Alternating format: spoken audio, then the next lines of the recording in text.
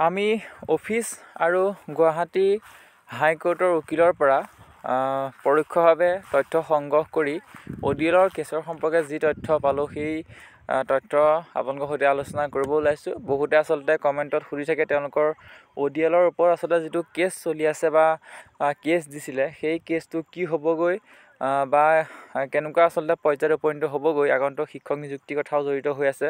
গতিকে তাৰ আগত এই যিটো কেছ সেই কেছটোৱে আচলতে কি প্ৰভাৱ পেলাব ODL ওপৰত তাৰ সম্পৰ্কে বহুতে জানিব বিচাৰে আৰু বহুতে আচলতে কমেণ্ট কৰি থকা দেখিবলৈ পাইছিলোঁ। আৰু তাৰ কাৰণে আচলতে আমি তথ্যবোৰ সংগ্ৰহ কৰিবলৈ চেষ্টা কৰিছিলোঁ আৰু যি তথ্য পাওঁ আপোনালোকৰ সৈতে শ্বেয়াৰ কৰিব ওলাইছোঁ। লাইক কৰিব আৰু সকলোৱে শ্বেয়াৰ কৰিব আপোনালোকৰ বন্ধু বান্ধৱীৰ সৈতে। এতিয়া কথাটো হ'ল যে আপোনালোকে হয়তো সকলোৱে গম পায় যে আজিৰ পৰা প্ৰায় 1.5 মাহৰ আগতেই ODL ওপৰত এটা কেছ ৰেজিষ্টাৰ কৰিছিলে গুৱাহাটী হাইকোৰ্টত কেইজনমান প্ৰাৰ্থীয়ে, আপোনালোকে হয়তো সকলোৱে গম পায়।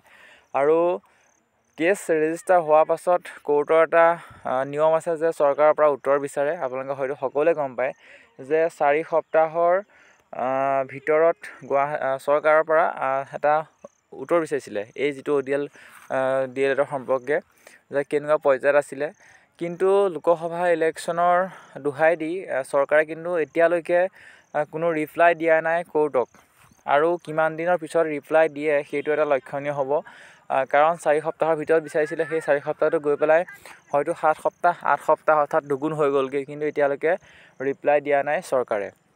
আৰু আপোনালোকে এটা কথা ভাবক যে যদিহে সকলোৱে গম পায় যে 4 জুন তাৰিখে ইলেকশ্যনৰ ফলাফল ঘোষণা কৰিব আৰু ঘোষণা কৰাৰ 10 তাৰিখৰ পাছতেই যদি গোটেই কথাখিনি আচলতে সম্পন্ন কৰে, অৰ্থাৎ যদি ভেৰিফিকেশ্যনৰ কামখিনি যদি দিদাবলীয়া সমাপন কৰে, তেতিয়াহ'লে ODL এটা বহুত বেছি এফেক্ট নপৰিব।